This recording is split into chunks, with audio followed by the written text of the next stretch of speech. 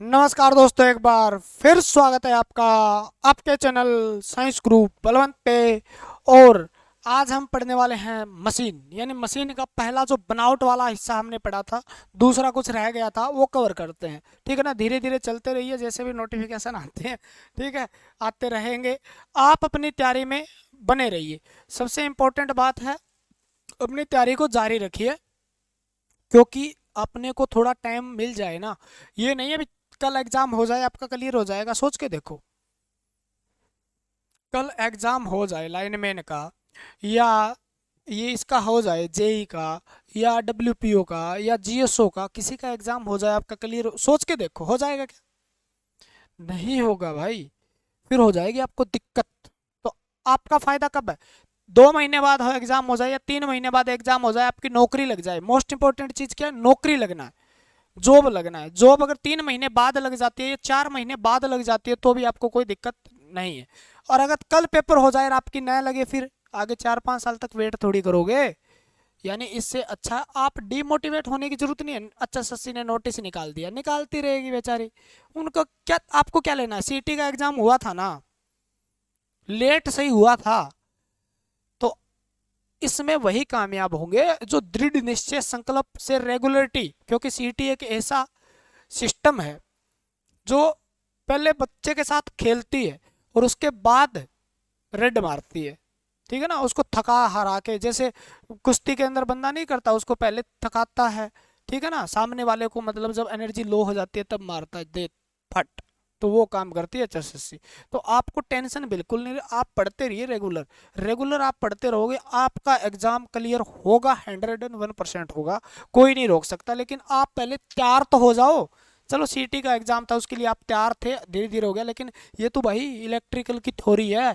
ठीक है ना, इसको पढ़ना है आपको, टाइम के साथ पढ़ना है। ठीक है ना, कोई भी डब्ल्यूपीओ से जुड़ा है, लाइनमैन, एस से, जीएसओ, जेई से, भर्ती से जुड़ा है, तो अपने साथ जुड़ जाइए। निःशुल्क क्लासें आपको दी जा रही है, प्यारी प्यारी बढ़िया बढ़िया आपको बताई जा रही है। एक एक कंसेप्ट क्लियर करवाया जा रहा है। मेन मुद्दा कंसेप्ट क्लियर करने का है, लिखा हुआ किताबों में मिल जाएगा, वहां से पढ़ोगे, उसकी लैंग्वेज समझ में नहीं आती, आप उसको अलग तरीके से बता देंगे, टेंशन मत लियो आप। ठीक है ना, हमारा चल रहा था डीसी मशीन, और डीसी मशीन में पिछली वीडियो में आर्मेचर लास्ट में रहा गया होगा, आर्मेचर वाइंडिंग। थोड़ा सा इसको आज अच्छे से क्लियर करते हैं, और कम्यूटेटर वगैरह, बुश वगैरह क्या होते हैं क्लियर करते हैं। बनावट आपने सीख ली, बनावट आपको समझ में आ गई, तो उसके बाद डीसी मशीन में डीसी जनरेटर पढ़ो, आप डीसी मोटर पढ़ो, ज़्यादा कुछ है नहीं। ठीक है, सारी कंसेप्ट क्लियर करवा देंगे आपके।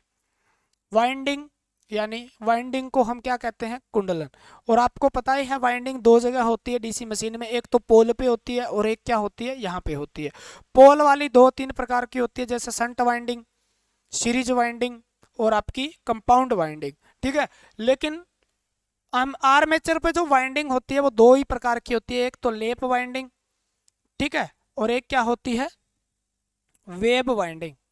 ठीक है, लेप और वेब वाइंडिंग, दोनों में फ़र्क क्या है समझेंगे, एक एक चीज़ को क्लियर करेंगे, दोनों में फ़र्क क्या है, और ये क्यों की जाती है और ये क्यों की जाती है। इस नाम से ही मैं क्लियर करवा दूंगा आपके सारे क्वेश्चन। ठीक है ना, ये किसकी बनी होती है? तांबे की बनी होती है जी। तांबे के पतले पतले तार या एल्यूमिनियम के तार लिए जाते हैं। ठीक है ना, दोनों में से एक ही लिए जाएंगे, दोनों साथ में नहीं लेते। एल्यूमिनियम, एल्यूमिनियम के तार लिए जाते हैं। ठीक है, एल्यूमिनियम के क्या है? छोटे छोटे पतले पतले इंसुलेटेड तार लिए जाते हैं। उनकी क्या कोयल बना के, क्या आर्मेचर में स्लॉट जो होती है उसके अंदर, यानी खांचों के अंदर डाली जाती है, जिसको हम क्या कहते हैं? वाइंडिंग कहते हैं। और किसकी वाइंडिंग कहते हैं? आर्मेचर की। और आपको वाइंडिंग के नाम का पता ना हो तो आप ध्यान रखना, आपको ये कह दे वो सामान्यतः, सामान्यतः वाइंडिंग के लिए किसका यूज होता है, तो आप कह देना जी सामान्यतः तांबे का यूज होता है। किसका यूज होता है? तांबे का यूज होता है। तांबे की जगह कॉपर लिखा मिल जाए तो कॉपर तांबा एक ही होता है। ठीक है ना, तो ये बात तो हो गई आपकी। और वाइंडिंग का मतलब क्या है जी? आपने एक चालक लिया, क्या लिया आपने? चालक, यानी कंडक्टर लिया, उसकी एक तार ली, यहाँ लिख लो, देखो आपने क्या लिया? एक चालक लिया। वाइंडिंग क्या होती है इसका मतलब बताता हूँ। आपने एक तार लिया, ठीक है ना, तार को आपने बना दिया थोड़ा ऐसे, लपेट दिया, तो उसको आपने क्या कहा था, याद है क्या? इंडक्टर कहा था, प्रेरक कहा था, प्रेरक कहा था ना, इंडक्टर।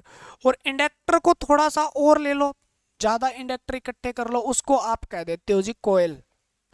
और कोयलें जब इकट्ठी हो जाती है, एक कोयल ले ली आपने, दो कोयल ले ली आपने, तीन कोयल ले ली आपने, इस प्रकार अनेक कोयल इकट्ठी होती है, जब उसको हम क्या कह देते हैं?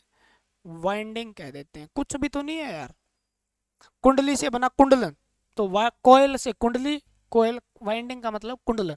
यानी जब चालक होता है उसके ही तो लपेटते हैं। चालक कौन है यहाँ पे? तांबे का यूज किया जाता है, तांबे को इस प्रकार से लपेटा जाता है, उसको क्या बना दिया जाता है? वाइंडिंग बना दी जाती है। बस यही बात थी बस। इसको हम लेप वाइंडिंग कहते हैं। दो प्रकार की वाइंडिंग होती है आर्मेचर पे, और क्या होती है? एक वेब वाइंडिंग होती है। वेब या इसको तरंग वाइंडिंग भी कहते हैं। देखो नॉर्मल नॉर्मल चीजें हैं, आसानी से समझोगे, कुछ सारा कुछ समझ में आ जाएगा। ठीक है। अब देखो लेप वाइंडिंग और वेव वाइंडिंग का मतलब क्या है। लेप, इस लेप को समझो पहले तो। ठीक है। जैसे मैंने ले लिया ये, पहले इस बात को समझ लो, उसके बाद सब कुछ समझ में आ जाएगा। लेप के नाम से ही मैं क्लियर करवा दूंगा सारे कंसेप्ट। ये ले लिया आपने, ये लो, ये बना दिया आपने,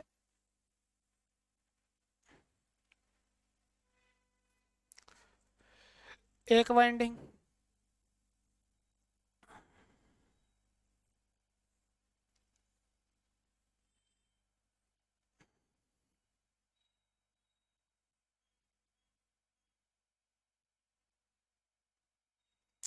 इसी तरीके से आगे बनाते जाओ।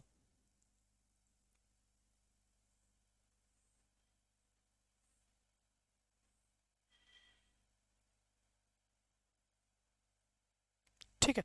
ये कैसा नजर आ रहा है? बोलो जी बहुत बढ़िया नजर आ रहा है ना? बोलो बहुत बढ़िया नजर आ रहा है ये तो। यानी एक कुंड कोयल ये ले ली आपने, दूसरी कोयल ये ले ली, और तीसरी कोयल ये ले ली। अब आप देखने में क्या लगेगा, देखो ये तार यहाँ से जुड़ के यहाँ पे गई हुई है, और ये एक सेगमेंट है यहाँ जुड़ा हुआ, एक सेगमेंट ये हो गया, एक सेगमेंट ये हो गया। ठीक है ना? ये हो गया, यानी सेगमेंट है ये। यानी एक कम्यूटेटर, नीचे वाला क्या दिखाया मैंने? कम्यूटेटर दिखाया है, जिसके ऊपर राइजर पे ये जुड़ी होती है। बताऊंगा आगे सारा कुछ। ये क्या होता है? कम्यूटेटर होता है। कम्यूटेटर क्या होता है इसके बारे में तो आप कम से कम 20-25 मिनट, जहाँ से बहुत मोस्ट इंपॉर्टेंट क्वेश्चन मिलेगा, यहाँ से एक क्वेश्चन फंसे ही फंसेगा पक्का। ठीक है ना? लेकिन समझने वाली चीज ये कुछ भी नहीं है यार। अब ये बताओ, एक वाइंडिंग है ये, और इसके ऊपर दूसरी चढ़ी हुई है, तीसरी वाइंडिंग दूसरी के ऊपर चढ़ी है, तीसरी के ऊपर चौथी ऐसे चढ़ी, यानी एक दूसरे को क्या कर रही है? ओवरलेप कर रही है। यानी एक दूसरे को क्या कर रही है? ओवरलेप कर रही है। ओवरलेप का मतलब ऊपर चढ़ी हुई नजर आती है, इसलिए इसको लेप वाइंडिंग कहा गया। नॉर्मल सी बात है। लेप वाइंडिंग क्यों कहा गया बता दिया आपको। दूसरी वाइंडिंग देखो आप, बोलो जी अब देखेंगे। देखो ये बना लिया आपने ऐसे कम्यूटेटर, ठीक है ना? और आपने करनी स्टार्ट कर दी वाइंडिंग। ये लो, मंदिर बनाना है, कुछ नहीं बनाना है।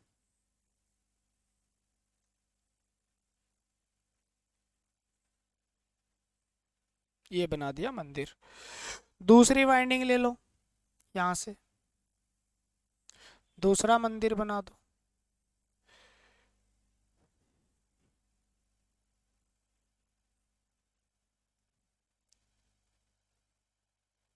क्योंकि आपका खतरनाक मिस्त्री है नहीं मंदिर बनाने के, और इसको यहाँ तक लेके चल जाओ, कोई दिक्कत नहीं होने वाली।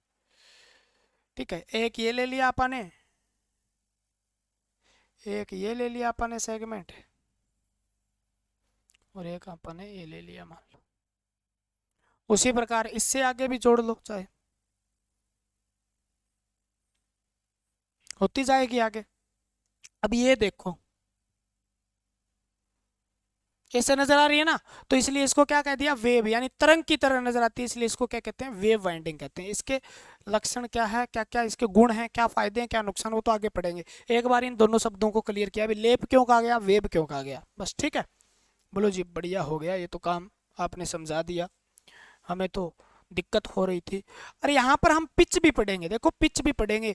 वाई बी क्या है, वाई आर क्या है, वाई एफ क्या है, फ्रंट पिच क्या होती है, यहाँ से ही पता चलेगा वो।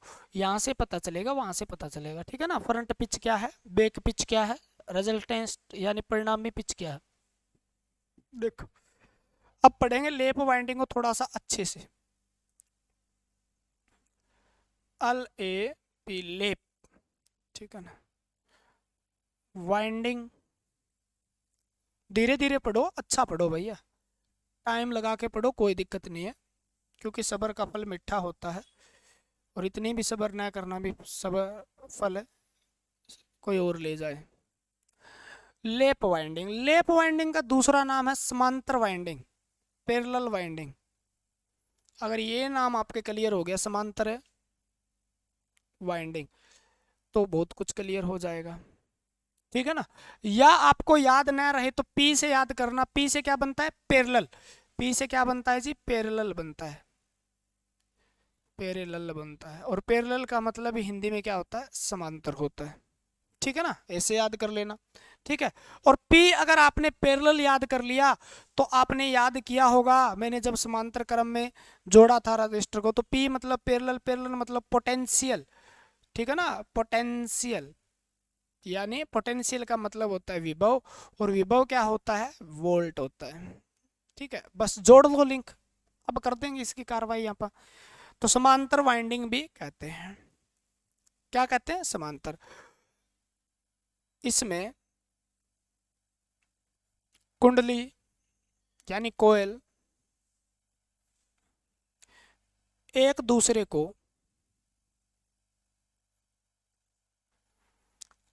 ओवरलैप करती है, यानी चढ़ी होती है, क्या करती है, ओवरलैप करती है, इसलिए इसको क्या कहा जाता है, लेप वाइंडिंग कहा जाता है। लेप वाइंडिंग का दूसरा नाम समांतर वाइंडिंग है, और इसका प्रयोग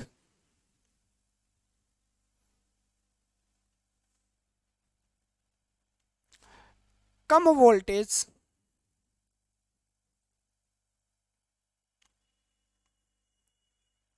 ज्यादा धारा,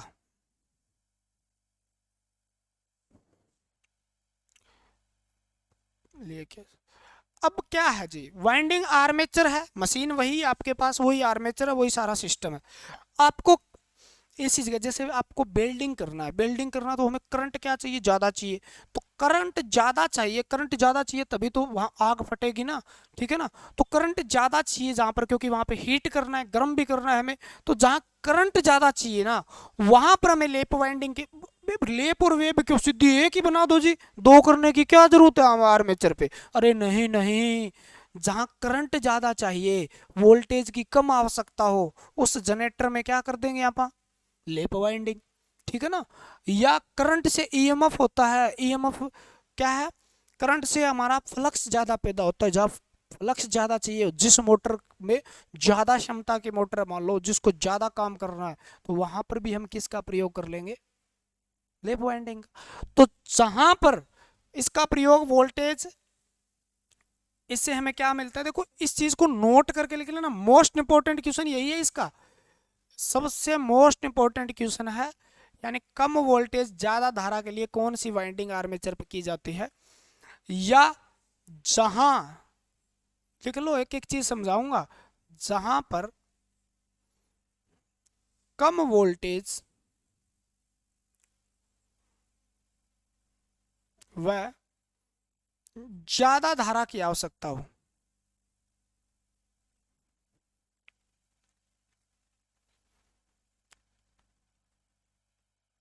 आवश्यकता बड़ा है तो मैं जरूरत लिख देता हूँ, है ना, जरूरत हो, तो वहां पर किसकी की जाती है, किसकी की जाती है, लेप वाइंडिंग। बोलो जी ये तो आप समझाओ कैसे होता है। आपने एक सर्किट पढ़ा क्या, बोलो जी हमने पढ़ा, कौन सा सर्किट पढ़ा आपने, मान लो मेरे पास ये कुंडली है, मेरे पास एक ये कुंडली है, तीनों कुंडलियां या चारों कुंडलियां मेरे पास क्या है, समान है, समान है, याद रखना मैं समान की बात कर रहा हूं यहाँ पे, ठीक है ना। अब मैंने जनरेटर में ये वाइंडिंग कर दी, तो ये वाइंडिंग कौन सी होगी मेरे पास, जैसे लेप वाइंडिंग, तो ये किस में जुड़े हैं, समांतर क्रम में। मैं कह दूं जी, अगर समांतर क्रम में जुड़ा होता है तो वोल्टेज सभी में बराबर होती है, यानी वोल्टेज वोल्टेज वोल्टेज वोल्टेज बराबर होगी। याद है क्या आपको, समांतर क्रम में जुड़ा हुआ प्रतिरोध है तो उसके अंदर सभी में वोल्टेज क्या होती है, बराबर होती है। लेकिन करंट अलग अलग होता है, लेकिन करंट अलग जरूर होता है, लेकिन उतना ही प्रतिरोध इसका, उतना इसका, उतना इसका, उतना इसके समान है, तो करंट क्या हो जाएगा इसके अंदर, मान लो करंट आई ए लिख देता हूं मैं, यानी आर्मेचर में करंट है ये, ठीक है ना, आई ए तीनों में क्या हो जाएगा, करंट समान तो है, समान तो है, लेकिन कितना है वो इसमें जो आएगा उसके 4 भागों में बांटते हैं ना अपन, कितने भागों में, करंट बंट जाता है, करंट क्या हो जाता है, प्रतिरोध के हिसाब से बहने लगता है ना, तो करंट क्या होगा इसमें उतना जाएगा। मान लो मेरे पास यहाँ 4 एम्पियर करंट है, तो एक इसमें जाएगा, एक इसमें, एक इसमें, एक इसमें, क्योंकि मैंने क्या कहा, प्रतिरोध बराबर है, आर बराबर है, सभी तीनों का आर बराबर है, ठीक है। यानी यहां से जो करंट निकलेगा वो यहाँ पर क्या हो जाएगा, 4 हो जाएगा जी। मैं मान लेता हूँ यहाँ पे क्या हो जाएगा, 4 हो जाएगा, नेगेटिव पॉजिटिव है, तो ये कितने एम्पियर हो जाएगा, 4 एम्पियर हो जाएगा, लेकिन यहाँ तो एक ही है। यानी अपने को वोल्टेज कितनी मिली, वोल्टेज इस कुंडली में, इस कुंडली में, इस कुंडली में, इस कुंडली में जितनी है उतनी हमें वोल्टेज मिलेगी, यानी वोल्टेज क्या मिलेगी हमें, समान मिलेगी। यानी यहाँ पर मैं अगर वोल्टेज मापूं तो वोल्टेज क्या मिलेगी, जो यहाँ पे है सभी में एक जैसी है, यानी इसमें जितनी, इसमें इतनी है, उतनी मिलेगी। लेकिन करंट कितना मिला, तो करंट जी मिला हमें आई, आई टोटल कितना हो गया, तो आप कहोगे जी आई टोटल क्या हो गया, 1 2 3 4, यानी 4 आई ए हो गया। तो करंट ज्यादा मिला या वोल्टेज, और वोल्टेज क्या होगी, वोल्टेज तो बराबर ही है दोनों की, चाहे ए ले लो चाहे आप टोटल वोल्टेज ले लो, तो यहाँ पर वोल्टेज तो उतनी ही मिलेगी जितनी एक कुंडली में है, लेकिन जनरेटर कितना दे देगा हमें करंट, अनेक कुंडली से, सारी कुंडलियों का इकट्ठा होकर करंट बाहर आएगा, तो करंट क्या मिला हमें, ज्यादा मिला, ठीक है ना। यहाँ पे देखो 4 एम्पियर लिख दिया मैंने, यानी एक एक एम्पियर है तो 4 एम्पियर मिल गया। वोल्टेज मैं कह दूं यहाँ पे 3 5 वोल्ट है मान लो, तो यहाँ पे भी 5 है, और यहाँ पे भी क्या है 5 है, और यहाँ पे भी क्या है 5 है, तो यहाँ पे भी हमें क्या मिलेगी, 5 ही मिलेगी, ठीक है ना। तो करंट ज्यादा लेना है तो हमें क्या है, इसलिए तो इसको कहते हैं समांतर वाइंडिंग, ठीक है ना, लेप वाइंडिंग या पैरेलल वाइंडिंग। तो समझ में आ गई बात क्या, बोलो जी आ गई। तो इसके अंदर और इंपॉर्टेंट चीज क्या है जी, इसमें जो है जैसे एक क्रम है मान लो, इसके आगे मैंने और कोयल जोड़ी, और कोयल जोड़ी, और कोयल जोड़ी, और इसको मैं ले गया आगे, तो इसको क्या कह दूंगा मैं, समझ लो, ये कोयल है मेरे पास, ये कोयल है मेरे पास, ये कोयल है मेरे पास, ये कोयल है, मान लो 4 कोयल मैंने एक साथ जोड़ दी, किसी स्लॉट में डाल दी, ठीक है ना। और यहाँ पर मैंने क्या कर दिया, इसको ले गया मैं प्लस की ओर, इसको ले गया मैं माइनस की ओर, तो ये क्या हो गया, एक पैरेलल पथ हो गया, क्या हो गया, एक पैरेलल पथ हो गया, अरे सीरीज का हो गया यार ये तो, ठीक है ना। तो ये मान लो सीरीज का है, ठीक है, ये तो सीरीज का है। फिर मैंने एक और लगाया इस प्रकार से, फिर इस प्रकार से, देखो एक एक चीज क्लियर करेंगे इस प्रकार से, क्योंकि पैरेलल पथ वाला फंडा क्लियर नहीं होता। अब मेरे पास कितने, ये एक पैरेलल, मतलब इसको मैं साथ में ही जोड़ता जाऊंगा ना ऐसे, तो एक पैरेलल पथ हो गया, ये मेरे पास कितने हो गए, 2 पैरेलल पथ हो गए। यानी पैरेलल पथ का मतलब समांतर क्रम में कितने रास्ते हैं कुंडली के अंदर, उसको हम पैरेलल पथ बोलते हैं, ठीक है ना। तो इसके अंदर 1 2 ये जितने होंगे, कितने होंगे, देखो देखो लेप वाइंडिंग में, तो नाम से याद रख लो लेप, लेप वाइंडिंग में देखो एल ए पी, लेप में एक चीज तो हमें लिखनी है पी, पोटेंशियल, यानी विभव क्या होता है, कम होता है, पोटेंशियल समान होता है सभी में, तो हमें क्या मिलेगा, कम मिलेगा, करंट क्या मिलेगा, हमें ज्यादा मिलेगा। दूसरा पी ए एल, इससे याद ए पी निकाल लो, इसे ए पी, यानी ए बराबर क्या होता है, समांतर पथों की संख्या। ये कंफ्यूज करेगा नहीं तो आगे जाके आपको, जब मैं आपको जनरेटर के प्रकार पढ़ाऊंगा वहां पे आपको संट वाइंडिंग पढ़ाऊंगा, कुछ अलग अलग प्रकार के, आप एम्पियर निकालेंगे, कभी वोल्टेज निकालेंगे, दिक्कत हो जाएगी। समांतर, और यहाँ से सीधा क्वेश्चन आता है, सीधा क्वेश्चन बनता है, देखो समांतर पथों की संख्या, ठीक है ना। और पी है पोल की संख्या, पोल की संख्या, ठीक है ना। तो समांतर पथ समझ लिया आपने क्या होता है, समझ लिया ना। तो पोल की संख्या, समांतर पथों की संख्या पी। तो एल ए पी, यानी एल ए पी का मतलब ए बराबर क्या हो गए, पी है यहाँ पे, याद रखना। तो याद रखने वाली बात है, ए बराबर क्या है, पी है, ए बराबर क्या है, पी है, ए बराबर क्या है, पी, एल ए पी से याद करना है। ये चीजें याद लंबे समय तक नहीं रहती। तो आपको पूछा जाएगा समांतर पथ, लेप वाइंडिंग में समांतर पथ किसके बराबर होते हैं? समांतर पथ बराबर होते हैं, किसके बराबर होते हैं? पोल की संख्या के, पोल की संख्या के बराबर होते हैं। मोस्ट इंपॉर्टेंट लाइन बन गई ये, और वेरी वेरी इंपॉर्टेंट है, बता देता हूं मैं, सीधा क्वेश्चन पूछा गया यहाँ पर बहुत बार, ठीक है ना। लेप winding L A P, L A बराबर पी, यानी जितने समांतर पथ उतने ही पोल, जितने पोल उतने ही समांतर पथ, ठीक है ना, ऐसे समांतर पथ हो गए। क्लियर हो जाएगा। तो एल ए बराबर क्या होते हैं? पी होते हैं। वेव वाइंडिंग में कुछ अलग होगा। तो प्रयोग कहां पर किया जाता है इस वाइंडिंग का? कहां पर प्रयोग किया जाता है? वेल्डिंग वगैरह जहां पे करते हैं ना, आप वेल्डिंग करने के लिए जनरेटर का प्रयोग करेंगे।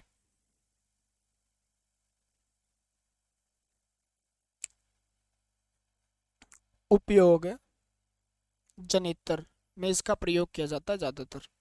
और जहां जहां पे करंट ज्यादा चाहिए वहां वहां इसका प्रयोग किया जाएगा।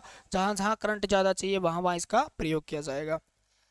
दो शब्द और लिख लो आप। एक होता है वाई वी, बस आप इसको लिख लो एक बार, दोनों में इकट्ठा समझा दूंगा। वाई वी, वाई, इसका मतलब क्या होता है? वाई बी, इसका मतलब होता है बेक पिच। इसका मतलब क्या होता है? जहां पे लिखेंगे बेक पिच होता है इसका मतलब, ठीक है ना। वाई एफ, इसका मतलब होता है फ्रंट पिच। एफ का मतलब फ्रंट पिच। ये होती क्या है जी? जगह ही है या कुछ भी नहीं है। आर का मतलब होता है रिजल्टेंट, यानी आप कहोगे जी रिजल्टेंट को हिंदी में क्या बोलेंगे? परिणामी पिच, पिच, ठीक है ना। और पिच कुछ नहीं है, कुंडलियों के बीच की जगह है। भी स्लॉट किस प्रकार से भरे जाएंगे, यानी स्लॉट को भरने के लिए हमें किसकी आवश्यकता पड़ती है? इस पिच वाले सिस्टम की आवश्यकता पड़ती है हमें वाइंडिंग करने के लिए। भी कौन सा स्लॉट के अंदर कौन सी कोयल भरी जाएगी, ठीक है ना, कौन सा पैरेलल पथ किस में आएगा, वो भरने के लिए हमें क्या चाहिए? ये पिच कुछ चाहिए, पिच विच विच विच चाहिए हमें ना, पिच विच। ये साथ में कर लें यहाँ पर दोनों समांतर और लेप वाइंडिंग का। वेव वाइंडिंग इतना ही है, इतने से ज्यादा करने की आपको जरूरत है नहीं, ठीक है ना। सिंपलेस्ट पढ़नी है आपको बस, मल्टीप्लेक्स नहीं पढ़नी, डुप्लेक्स ट्रिप्लेक्स ये नहीं पढ़नी है आपको। वाइंडिंग, वेब वाइंडिंग को हम क्या कहते हैं? एक तरंग वाइंडिंग भी कहते हैं।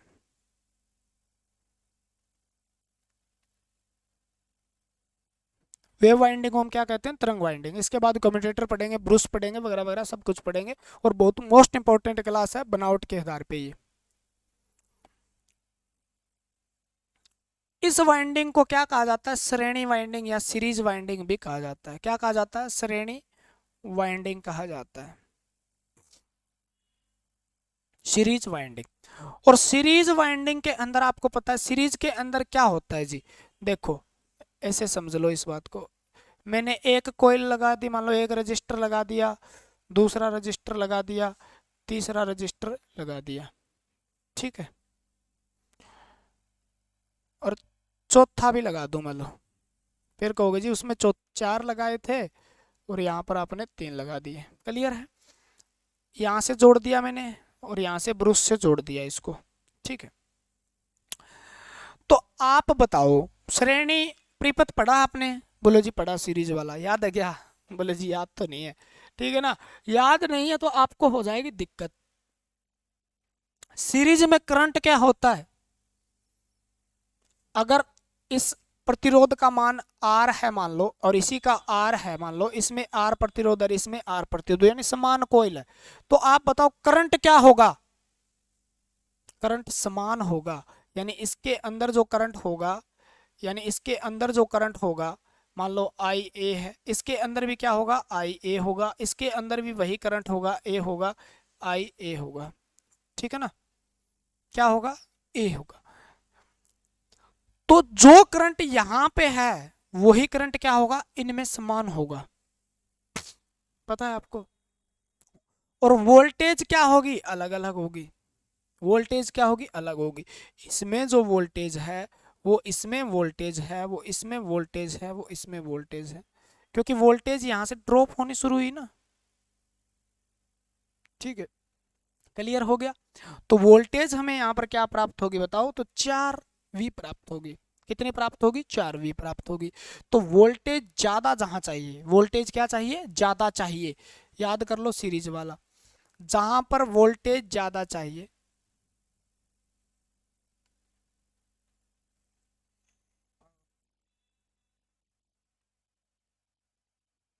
ठीक है, वोल्टेज क्या होगा इसमें ज्यादा, यानी सभी कुंडलियों से जो वोल्टेज आ रही है वो मिलेगी हमें। क्या मिलेगी, सभी कुंडलियों से वोल्टेज आ रही है वो मिलेगी।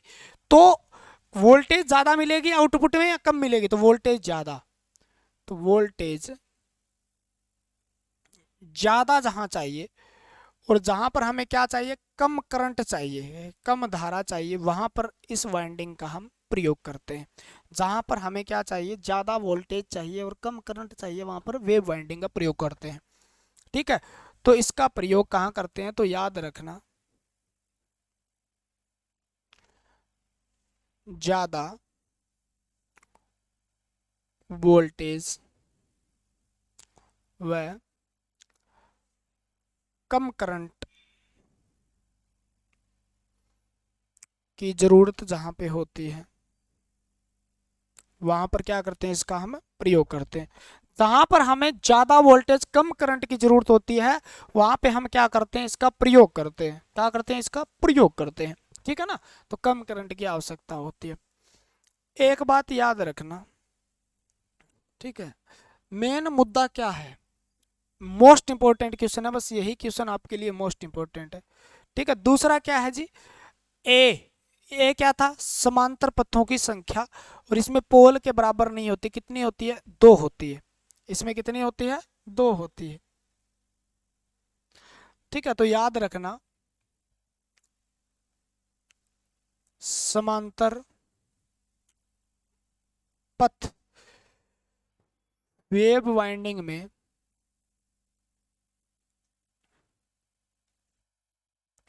2 होते हैं। पोल कितने ही हो कोई फर्क नहीं पड़ेगा, लेकिन समांतर पथ क्या होंगे, 2 होंगे। आगे गुणा भाग करेंगे ना, तब तब आपको आ जाएगी दिक्कत। जब हम करेंगे जनरेटर, जनरेटर के अंदर जब हम ईएमएफ उत्पन्न करेंगे, तो वहां पे जेड ए लिखा जाएगा, जेड बटा ए लिखा जाएगा वहां पे, तब आपको दिक्कत आ जाएगी, ईएमएफ उत्पन्न होगा तब। ठीक है ना, तो समांतर पथ क्या होते हैं इसके बारे में मैंने बता ही दिया। ठीक है, और अब बात करें पिच की, बात करें आप, अधिक वोल्टेज लेने के लिए तो बता ही दिया वेव वाइंडिंग होती है। पिच की बात करें यहाँ पर, देखो इसके अंदर पिच की बात कर लेता हूं मैं, थोड़ा मोटा बनाता हूँ इसको, है ना, इसलिए मैंने जगह छोड़ी है।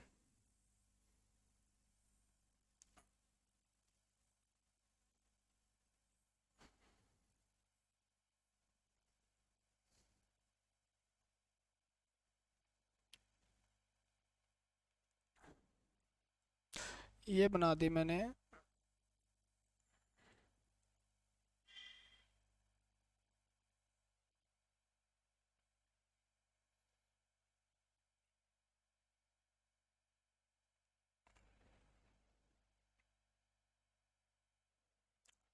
ठीक है, ये बना दी पॉइंट।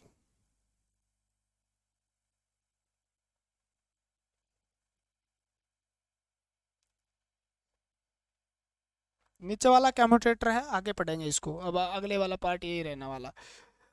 अब आपसे पूछा जाएगा, जैसे इसके अंदर जो y जो होती है r, यानी परिणामी पिच क्या होती है, तो वाई एफ प्लस में वाई बी होती है, यानी दोनों का जोड़ होता है। बोले जी कैसे होता है, देखो, ठीक है, वाई एफ क्या होती है और वाई आर क्या होती है, समझ में आएगा। वाई बी क्या होती है बताता हूं मैं।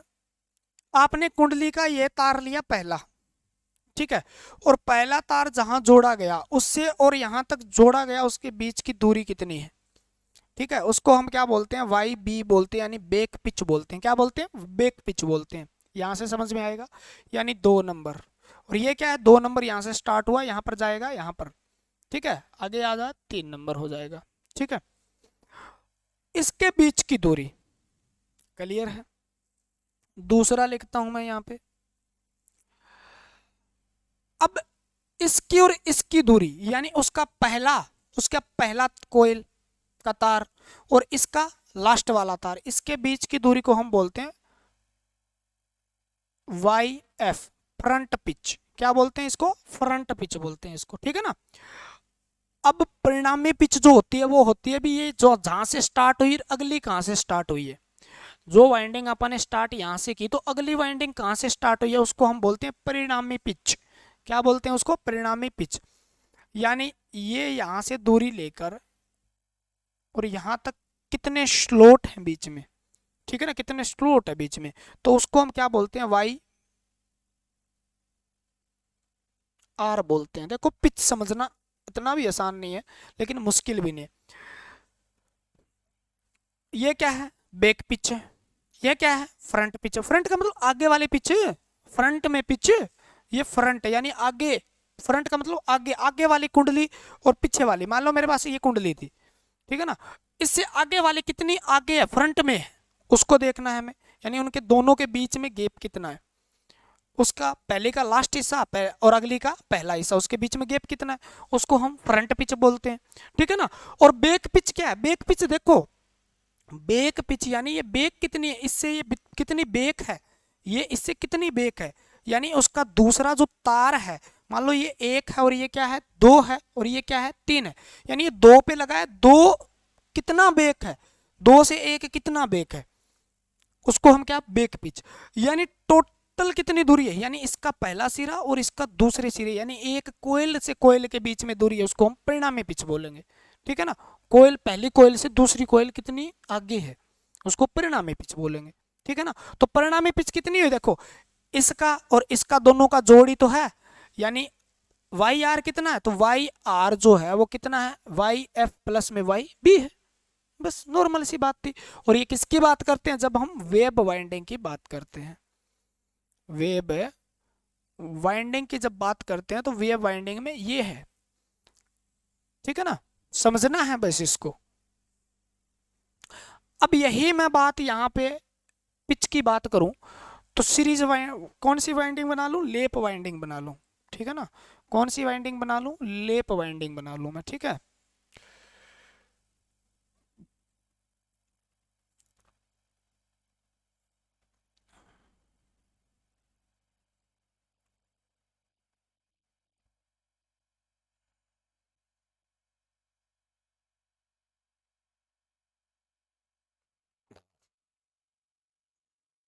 यहाँ थोड़ा सा आपको कंफ्यूजन हो सकता है बस, बाकी वो तो आराम से समझे, और वो पहले इसलिए समझाई है ताकि आपको पहले समझ में आ जाए,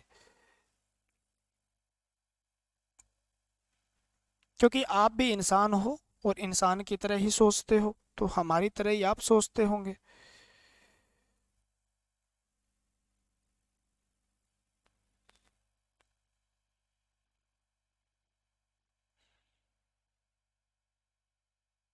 ऐसे चलती जाएगी, ये तो ये चलती जाएगी आगे, मान लो, ठीक है। अब इसके अंदर देखो ये कौन सी वाइंडिंग है, तो आप कहोगे जी ये इधर का हिस्सा अलग है, ठीक है। ये देखो यहाँ से, अब आपने इसके अंदर देखो, इससे कंपेयर करो, वाई बी क्या है, तो वाई बी है जी ये, यानी ये यहाँ से स्टार्ट हुई है और यहाँ पर खत्म हुई है, इसको हमने क्या बोला? वाई बी बोल दिया। तो इस और इसके बीच में दूरी कितनी है, तो इसको हमने वाई बी बोल दिया। यानी बैक पिच क्या है, थोड़ा सा समझ लो इस बात को, काम आ जाएगी आपके, क्योंकि ये टाइम खराब नहीं कर रहा मैं आपका। आप सोच रहे होंगे जी ये हमें समझ में नहीं आता जी, ठीक है ना। सेम कंपेयर करके देखो, यानी एक और एक, ठीक है ना। तो ये कहां से, ये देखो यहां से यहां तक, यानी इसका पहला और इसका पहला, यानी ये वाइंडिंग तो यहीं से स्टार्ट हो रही है ना, तो इसका पहला देखो, इसका पहला इसका पहला, बीच में क्या होता है, तो आप कहोगे जी ये तो वाई आर होता है फिर, यानी पहली वाइंडिंग और अगली वाइंडिंग का सिरे के बीच का, कोयल के बीच में कितना गैप है, उसको हम क्या बोल देंगे? Resultant pitch. यानी इसका लास्ट इसका पहला, तो यही तो होगा, इसका लास्ट और इसका पहला कहाँ पे है? इसका लास्ट और इसका पहला, इसका लास्ट इसका पहला, यानी ये लास्ट में आ गया और ये क्या आ गया? पहला,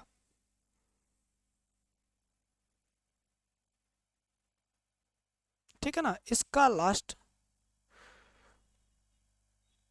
और इसका लास्ट इसका पहला, यानी पहली का लास्ट और दूसरी का पहला। ठीक है, तो उसको हमने क्या बोला था, फ्रंट पिच। क्या बोला था, फ्रंट पिच। तो इसके अंदर आप देखो y भी बड़ा है, y भी बड़ा है, वाई आर और वाई एफ क्या है, दोनों में फर्क है। देखो कितना हो जाएगा, तो वाई आर जो है,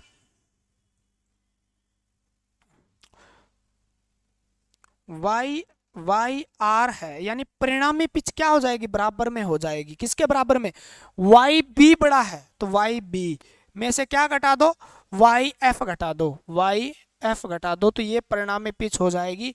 और ये परिणामी पिच क्या होती है, लेप वाइंडिंग में होती है। किसमें होती है, लेप वाइंडिंग में। तो वाई आर का मान क्या होता है, छोटा होता है लेप वाइंडिंग में, और वेव वाइंडिंग में क्या होता है, बड़ा होता है। देखो वाई बी में से जब वाई एफ घटाएंगे तो क्या बच जाएगा, वाई आर बच जाएगा, परिणामी पिच बच जाएगी। तो ये वेव बाइंडिंग में होता है। तो परिणामी पिच का लफड़ा खत्म हो गया होगा आपका। ठीक है, क्या होती है ये पता चल गया होगा आपको। ठीक है ना, बोलो जी। 36 मिनट में ये क्लियर करवाया है आपने, है। क्वेश्चन गलत नहीं होने चाहिए, मुद्दा क्या है, क्वेश्चन गलत नहीं होने चाहिए। ठीक है, मुद्दा है क्वेश्चन गलत नहीं होने चाहिए, समझ में आना चाहिए, आगे कोई दिक्कत ना आए आपको बस। कम्यूटेटर यानी दिक् परिवर्तक। क्या है, दिक् परिवर्तक। थोड़ा सा पानी ले लेता हूँ मैं दिक् परिवर्तक से पहले।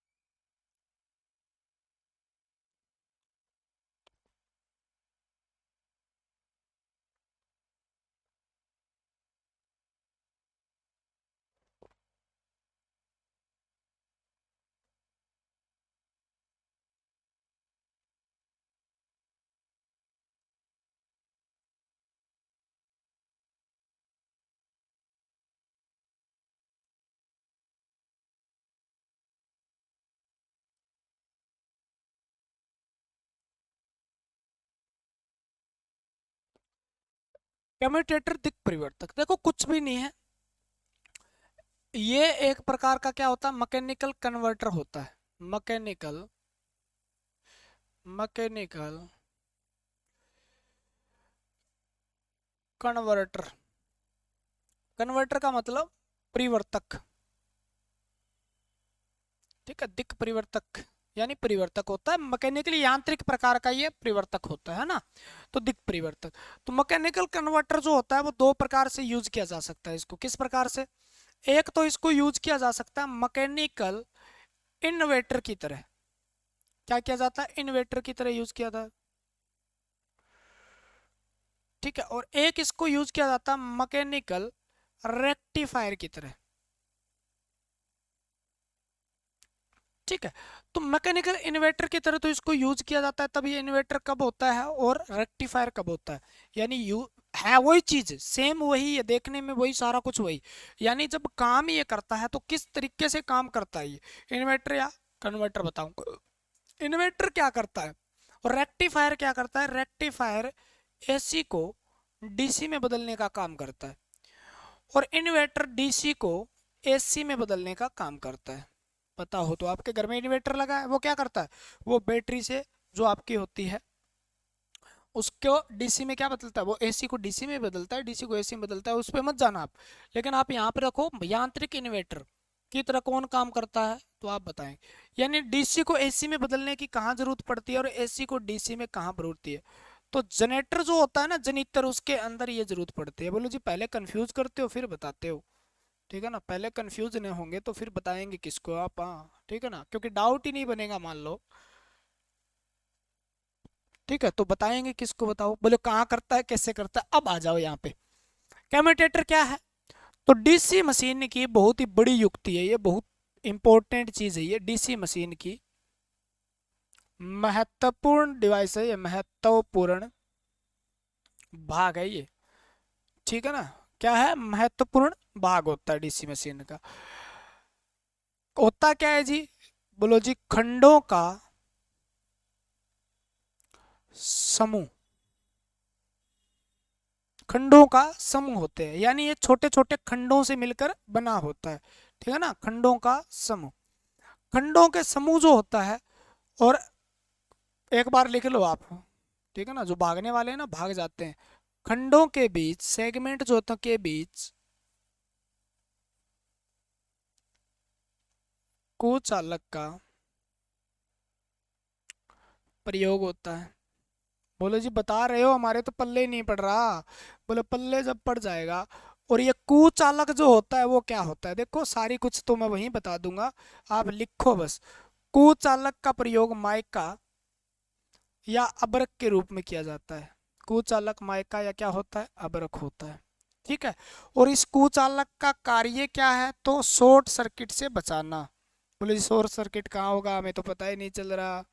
शॉर्ट सर्किट से बचाने का काम करेगा, ठीक है ना। और ये जो कुचालक होता है इसकी मोटाई कितनी होती है, तो इसकी मोटाई होती है 1 मिलीमीटर, ठीक है ना, कितनी होती है, 1 मिलीमीटर होती है, ठीक है। और खंड कितने हो जी, खंडों की संख्या क्या होती है, खंडों की संख्या, खंडों की संख्या पोल की संख्या के बराबर होती है। पोल की, नहीं भाई, नहीं नहीं नहीं नहीं नहीं नहीं, आर्मेचर कोयल की संख्या के बराबर होती है, ठीक है ना।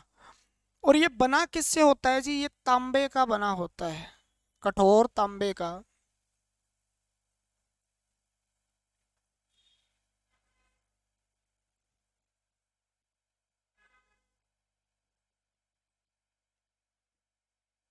ठीक है। और साफ्ट पे कैसा होता है,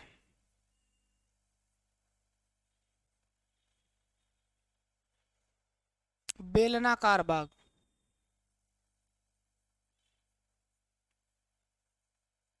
ये छोटी सी बात आपको समझाने के लिए मुझे किसका सहारा लेना पड़ेगा, इसका सहारा लेना पड़ेगा।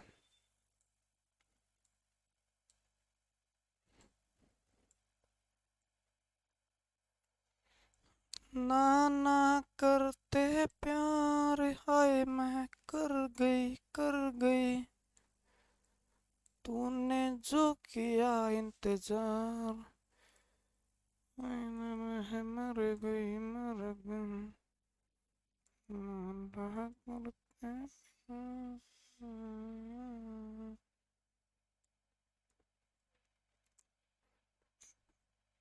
यो सौदा हुआ कि जी, दिमाग खराब कर दिया था भाई।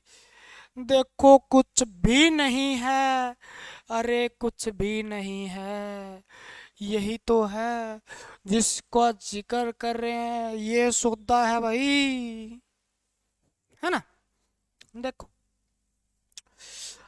उधर मत देखो, मैं वो तो लिखाया था, लिखना जरूरी होता है क्योंकि समझ में नहीं आएगा।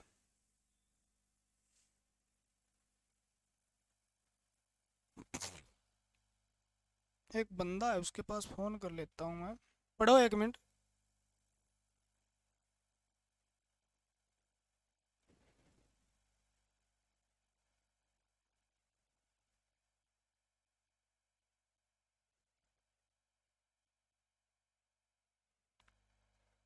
कहाँ पे है? गायब कहाँ हो गया था, हैं? कहाँ गायब हो गया था?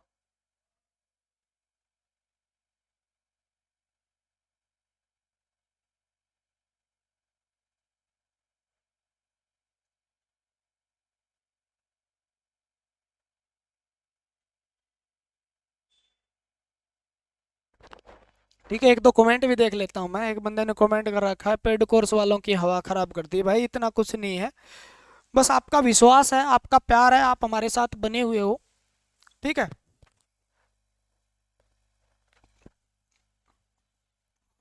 देखो मुद्दा क्या है मैं बताता हूँ आपको, सच सच में मुद्दा बताता हूँ आपको मैं। छोटा सा एक 2 मिनट आप लेते हैं, क्योंकि ये चीज़ें आपके लिए ज़रूरी है पढ़ना। ऑफलाइन क्लास और ऑनलाइन का यही फ़र्क होता है। ये चीज़ें जो हम बताते हैं ना, ये ऑफलाइन में तो अच्छे से बता पाते हैं, क्योंकि हमारे पास टाइम होता है, बच्चा भागता नहीं। और यहाँ क्लासें लंबी हो जाती है, फिर आप देखते हो भी यहाँ ये नहीं है, लेकिन ये चीज़ें ज़रूरी है आपके लिए। आप जब भी कोई कोर्स खरीदते हो ना, पेड कोर्स, तो आपका एक विश्वास भी होता है भी ये टीचर पूरी थ्योरी करवाएगा, हम पे आपका विश्वास नहीं होता। रियलिटी बता रहा हूँ, आप कमेंट करके बताना ये बात नहीं है तो। जो कोई आपको फ्री में करवाता है ना, मैं आपको निःशुल्क तैयारी करवाता हूँ, मतलब प्ले लिस्ट बनी है, आपको अभी तक मेरे पे विश्वास नहीं है पूरी करवाएगा नहीं करवाएगा, रियलिटी यही है, ठीक है। लेकिन विश्वास बना लो, पूरी करवाऊंगा, ठीक है। मेरे पास आए हैं, ऐसा सिस्टम भी आया है भी, सर करो कुछ, पेड वेड कर लेते हैं आपका। नहीं, मेरे को जब बच्चों के साथ कमिटमेंट कर लिया आपा ने, तो आपा उसको निभाएंगे यार, टेंशन मत लो। आपा ने ये तो ठीक है, आप बढ़िया व्यू आ रहे हैं, मैंने 7 वीडियो तक पोल्टी पूरी पढ़ाई है, 7 व्यू पे मैंने पोल्टी पूरी पढ़ाई, एक बार कह दिया कह दिया।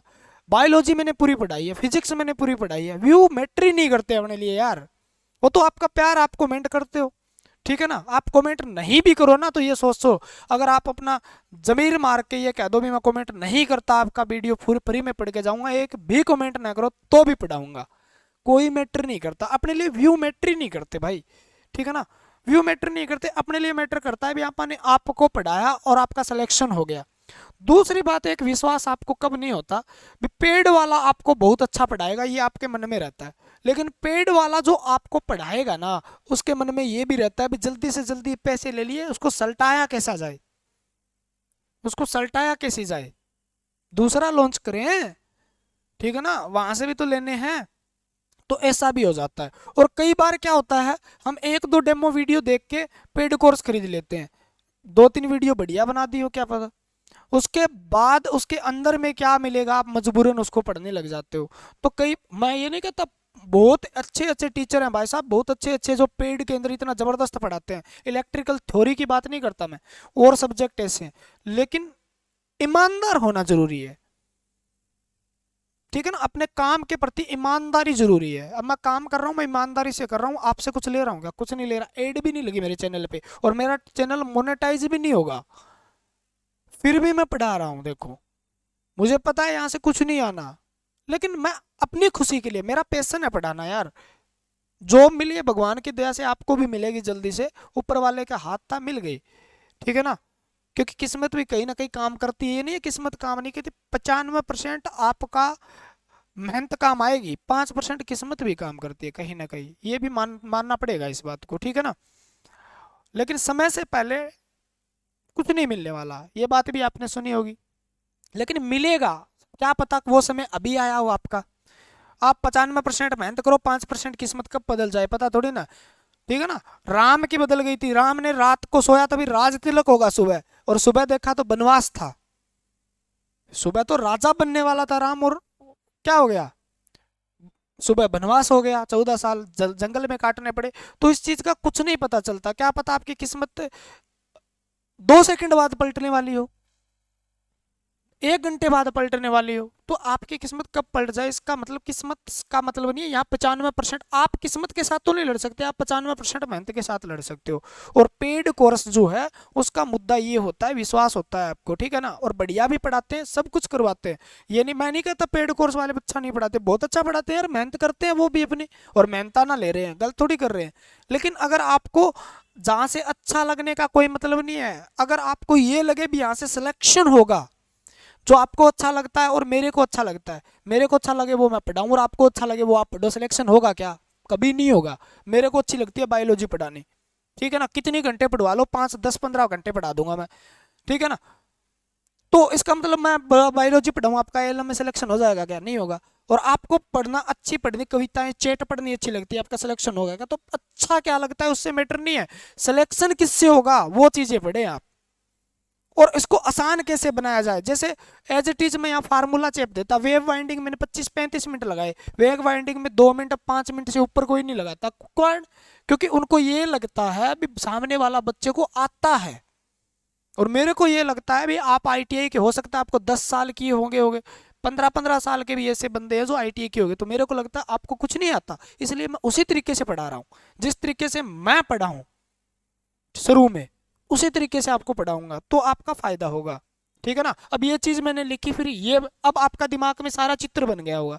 तो आप विश्वास करके किसी भी टीचर से पढ़िए और बुक ले लीजिए भाई साहब, कोई टीचर आपका सिलेक्शन नहीं करवाएगा।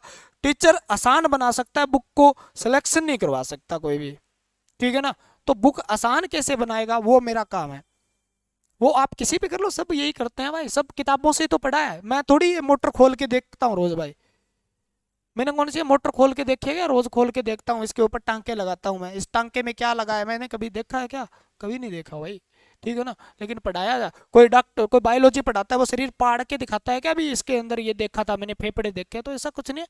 बुक से ही मैटर उठाया जाता है सारा का सारा, और वो बस इतना फर्क रहता है भी सही कितना है और अगले एग्जाम से रेलिवेंट कितना है, बस आप पढ़ते रहिए, बुस्ट हो जाइए बिल्कुल एकदम खतरनाक तरीके से, तलवार की जैसे धार होती है ना वैसे एकदम। अब की बार पेपर आया, गर्दन काट के घर पे लेके आनी है बस पेपर की, और वो ज्वाइनिंग लेटर होनी चाहिए गर्दन, बस ऐसा सिस्टम बना दो, बस आग लगा देनी है सिस्टम के। सिलेक्शन सबसे ज्यादा सिलेक्शन देना है अपने को, सबसे ज्यादा पढ़ाई इतना देंगे बाहर जाएगा ही नहीं कुछ। और जो फालतू की चीजें है ना वो छोड़ भी देंगे, ठीक है ना। फालतू की चीजें नहीं पढ़ाएंगे आपको, कहीं आप चक्रों में रहो भी फालतू पढ़ेंगे। ज्यादा पढ़ाने से सिलेक्शन होता है क्या? ज्यादा पढ़ने से सिलेक्शन होता है क्या? ज्यादा पढ़ने से सिलेक्शन होता है तो फिर लाइब्रेरी के अंदर जो पढ़ते हैं या उनका सिलेक्शन होता है, आपका कहाँ नंबर पड़ता है? नंबर नहीं पड़ता आपका, ठीक है। पढ़ने से सिलेक्शन होता है तो बुढ़े अखबार रोज पढ़ते हैं सुबह सुबह, पेपर में आता है वो। भाई इतनी सा कम कर दे आप ना, इतनी कौन भी। तो ये क्या होता है जी, अब कम्यूटेटर पे आ जाओ भाई, ठीक है ना, ज्यादा हो गया। कम्यूटेटर पे आ जाओ। ये जो दिखाई दे रहा है ना आपको, देखो समझ लो, सुनो अब सुनो, सुनने वाली बात है। ये तो साप्ट है, सबको पता है। और ये जो छल्ले नुमा आकृति, वेल्याकार जो आकृति है, छल्ले नुमा बेलनाकार आकृति है, और ये तांबा दिखाई दे रहा है, तांबा, ये तांबा होता है। तांबे के छोटे छोटे ये देखो सेगमेंट बनाए गए, देखो सेगमेंट बनाए गए, देखो सेगमेंट बनाए, यहाँ पर देखो अबरक माइका भरा जाता है। ये देखो, ये देखो, ये छोटे छोटे क्या नजर आ रहे हैं आपको? खंड नजर आ रहे हैं, तो ये सेगमेंट होते हैं। इसके ऊपर ब्रश घिसता है, ब्रश, ठीक है ना, देखोगे। और ये जो भाग है यहाँ पर क्या की जाती है? कोयल जुड़ी होती है, यहाँ से किससे जुड़ी होती है? कोयल। प्रत्येक सेगमेंट, प्रत्येक खंड किससे जुड़ा होता है? कोयल से जुड़ा होता है, लिख लेना। खंडों का समूह है, प्रत्येक खंड कोयल से जुड़ा होता है, प्रत्येक खंड कोयल से जुड़ा होता है, ठीक है ना। यानी ये तार कनेक्ट कहाँ होंगे? आर्मेचर से तार निकाल लिया आपने, वाइंडिंग कर दी, एक एक एक एक एक एक कनेक्ट करोगे इसके ऊपर। ये टांका लगा है इसमें, लेकिन टांके का यूज नहीं करते, यहाँ पर राइजर बोलते हैं, ऊपर उठा होता है उसमें फंसा देते हैं तार। छोटी मोटर है ये, इसलिए इसमें टांके का प्रयोग कर लिया, ठीक है। तो इसको राइजर बोलते हैं, और ये क्या है? सेगमेंट बोलते हैं। तांबे की छोटी छोटी पत्तियों से मिलकर बनाया जाता है ये, ठीक है ना। खंडों के बीच कुचालक लगा होता है, ये दोनों आपस में टच ना हो जाए, ये टच ना हो जाए, टच हो गई तो क्या होगा? शॉर्ट सर्किट हो जाएगा, पॉजिटिव नेगेटिव हो जाएगी, पॉजिटिव नेगेटिव हो जाएगी, कहीं ना कहीं पॉजिटिव नेगेटिव है, तो यहाँ टच हो जाएगा, टच हो जाएगा तो क्या हो जाएगा? शॉर्ट सर्किट हो जाएगा। ये अंदर शॉर्ट सर्किट न हो, ठीक है ना। कुचालक किसका, कुचालक कौन सा यूज किया जाता है कम्यूटेटर के बीच में? कम्यूटेटर के बीच में कुछ अभी तक तो फंडा रहता है कम्यूटेटर का, मेन फंडा तो अभी रहता है, क्योंकि दिमाग खराब वही होता है आपका, समझ में नहीं आता। कार्य क्या होता है माइका का, और कितना होता है? मोटाई इसकी 1 mm होती है। खंडों की संख्या कितनी होती है? यानी ये जो एक खंड है वो किससे जुड़ा होता है? एक कोयल से जुड़ा होता है, प्रत्येक खंड कोयल से जुड़ा होता है। इन खंडों की संख्या कितनी होगी? जितनी कोयल होगी, जितनी कोयल होगी उतने क्या होंगे? खंड होंगे। तो सेगमेंट उतने ही होंगे जितने कोयल। कठोर तांबे का बना होता है, किसका बना होता है? तांबे का बना होता है, तांबे का कठोर, कॉपर का बना होता है, हार्ड कॉपर का बना होता है, ठीक है ना। तो ये तो आर्मेचर है, इसके अंदर ये वाइंडिंग है, और ये क्या है? क्या बना है? कम्यूटेटर बना होता है, दिक परिवर्तक बोलते हैं। तो समझ में आ गई बात क्या? मशीन का महत्वपूर्ण भाग है, इसके बिना डीसी मशीन नहीं चलाई जाती आपसे, ठीक है ना।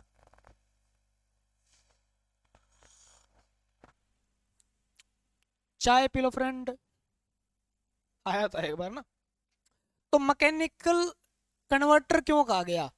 मैकेनिकल इन्वर्टर क्यों कहा? तो मैकेनिकल नाम से आप याद कर लो, यांत्रिकी भाग है ना ये, किसका भाग है? यांत्रिक। लेकिन ये इन्वर्टर की तरह और रेक्टिफायर की तरह काम करता है, इसलिए इसको मैकेनिकल रेक्टिफायर, मैकेनिकल कन्वर्टर कह दिया गया। कैसे कहा, क्यों कहा, आगे पढ़ते हैं इस बात को। समझ में आ गई ना? डीसी मशीन का महत्वपूर्ण भाग माइका सेगमेंट के बीच में लगा होता है, खंडों का एक समूह है, और खंडों के समूह को हम कम्यूटेटर कहते हैं, जो क्या है, शाफ्ट पे कसा जाता है, गोलाकार भाग होता है, तांबा का बना होता है। गोलाकार में खंड जितने होते हैं, जितने कोयल होती है, आर्मेचर में जितनी कोयल है उतने खंड होते हैं। कोयल से एक, प्रत्येक कोयल से एक खंड जुड़ा होता है, और जिसका काम क्या है, एसी को डीसी में बदलना, डीसी को एसी में बदलना। बाहर से अगर डीसी आती है, बाहर से एसी आती है, तो उसको किस में बदल देगा, ये एसी में बदल देगा, क्योंकि आर्मेचर में एसी होती है। ठीक है ना, आर्मेचर इसमें एसी होगी, मशीन डीसी है, चाहे डीसी जनरेटर है, चाहे डीसी मोटर है, आर्मेचर में जो है वो एसी ही होगी। ठीक है ना, तो बाहर से एसी आई, इसको किस में, बाहर से डीसी आई, उसको एसी में बदल दिया इसने। ठीक है ना, और बाहर से क्या आई, एसी। आपके पास एसी है तो इसको मोटर को चलाया जा सकता है, हाँ। ठीक है ना, अंदर सॉरी, आपके पास डीसी है तो इस मोटर को चलाया जा सकता है, डीसी से एसी में बदल देगा। अंदर जब ये आर्मेचर, यही आर्मेचर जब जनरेटर के अंदर प्रयोग होता है, तो जनरेटर के अंदर क्या होता है, ईएमएफ यहाँ उत्पन्न होता है, तो ईएमएफ यहाँ से बाहर आएगा, तो ईएमएफ आर्मेचर से बाहर आएगा, यानी सप्लाई आपको मिलती है जनरेटर से। तो यहाँ पर एसी है, इसको क्या करेगा, डीसी के रूप में बाहर निकालेगा। एसी डीसी, एसी डीसी, बोले फंडा क्या है जी, समझ में नहीं आया, दोबारा समझाओ जी। ये देखा ही होगा आपने यार, देख लो, नहीं तो एक एक चीज को देखना जरूरी है।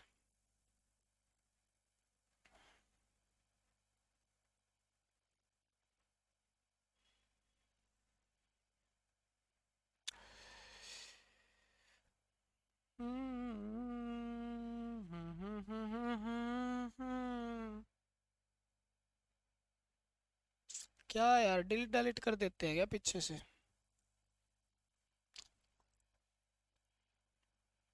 ये देख लो, ये देख लो, अब तो साफ दिखाई देगा। ये देखो, ऐसा मशीन में देखा होगा यार आपने। ये देखो, ये देखो, ये देखो, यहाँ पे ब्रश लगे हुए हैं। तो ब्रश को छोड़ दो, इसको छोड़ दो, इसको पढ़ते हैं।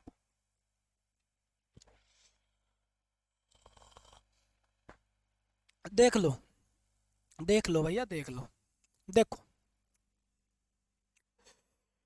ये बना लो, पहले ये बना लो, आपको समझ में आ जाएगा। यानी खंडों की संख्या किस कोयल के बराबर कैसे हुई जी, ये मान लो क्या है, इस प्रकार का मैंने यहाँ बना दिया, तो मेरे पास ऐसा ही जुगाड़ है, मैं ऐसे ही बना पाऊंगा इसको ना।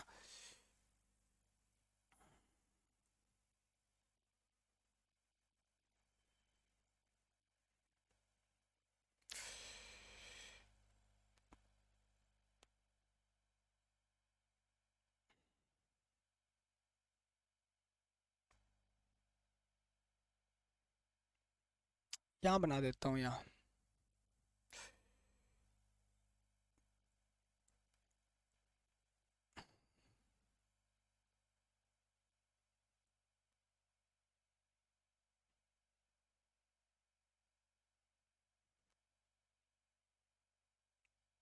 समझ लो भैया, नहीं तो ये कुछ नहीं समझ में आता किताबों से।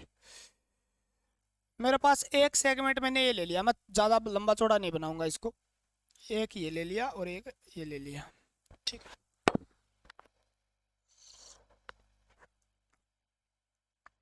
एक कोयल टच मैंने यहाँ कराई और कोयल को ले गया आगे, यानी एक कोयल क्या हो गई, इधर चली गई, ये आर्मेचर के अंदर जा रही है कोयल, और ये भाग है। ठीक है, एक कोयल फिर मैंने यहाँ से ली, ये कोयल हो गई मेरी। एक कोयल मेरे पास ये हो गई, एक कोयल मेरे पास है, ये हो गई, एक कोयल मेरे पास है, ये हो गई। यानी कितनी कोयल है, एक दो तीन चार और पांच। सेगमेंट कितने हैं, एक दो तीन चार पांच। यानी ये क्या है, इसको एक मैंने क्या बोला, इसको मैंने खंड बोला है, इसको क्या बोला मैंने, खंड बोला है। क्या बोला है मैंने, खंड बोला है। ठीक है, और इसके बीच में जो लगा होता है वो क्या है, ये लगा है, मान लो यहाँ पे ये लगा है। ठीक है ना, यहाँ पे ये लगा है, यहाँ पे ये लगा है, यहाँ पे ये लगा है। तो ये तो है आर्मेचर कोयल, आर्मेचर कोयल है। ठीक है, जो प्रत्येक से जुड़ी होती है, समझने के लिए जरूरी चीजें हैं। और ये जो है वो है माइका कुचालक, और 1 mm तक इसकी क्या होती है, मोटाई होती है। ठीक है, इसका नाम है खंड, यानी इसको हम सेगमेंट भी बोलते हैं। क्या बोलते हैं, सेगमेंट भी बोलते हैं। ठीक है, ये हो गया। और इस पूरे का नाम है कम्यूटेटर, यानी कोयल जितनी है उतनी क्या है, कोयल की संख्या उतनी क्या सेगमेंट की संख्या होती है। क्लियर है, अब तो समझ में आ गया। ये सामने आपके पढ़ाई है। ठीक है, इसको थोड़ा मैं छोटा कर दूं, बहुत देर होगी, इसको मोट दिखाई दे रहा है ये। चल यहाँ चल। तो कम्यूटेटर के बारे में हमें बहुत कुछ पढ़ना है। कम्यूटेटर क्या करता है जी, मैकेनिकल कन्वर्टर की तरह काम करता है। मैकेनिकल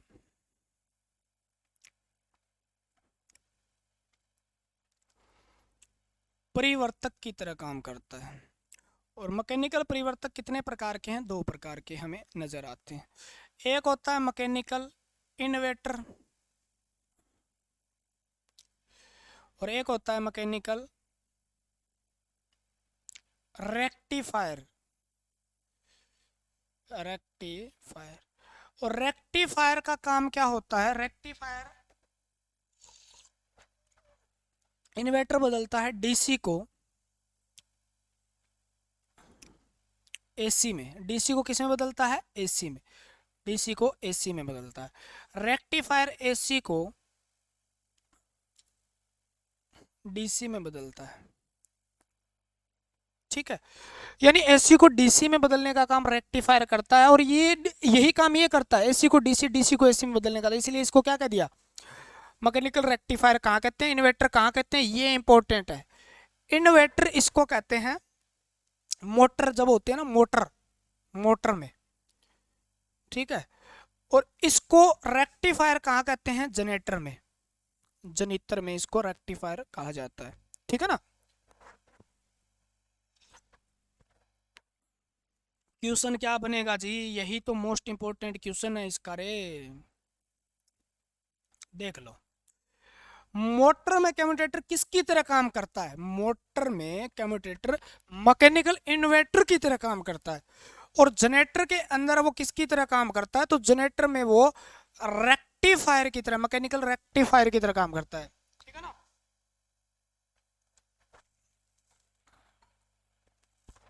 मैकेनिकल रेक्टिफायर की तरह काम करता है। बोलो ठीक है जी।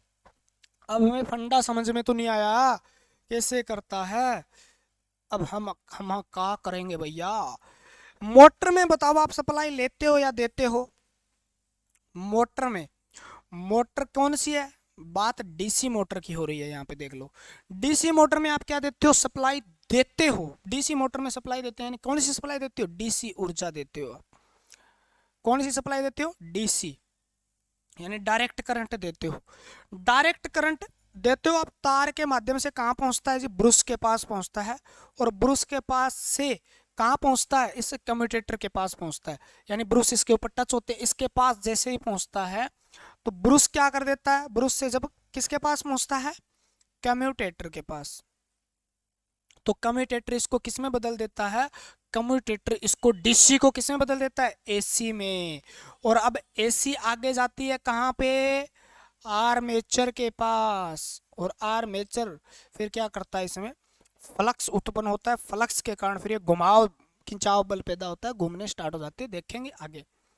यानी आर्मेचर में क्या है, तो एक बात याद रख लो, यहाँ पे मोटे मोटे अक्षरों में लिख लो, आर्मेचर जो होता है ना उसमें एसी होती है। क्या होती है, एसी होती है, डीसी नहीं होती।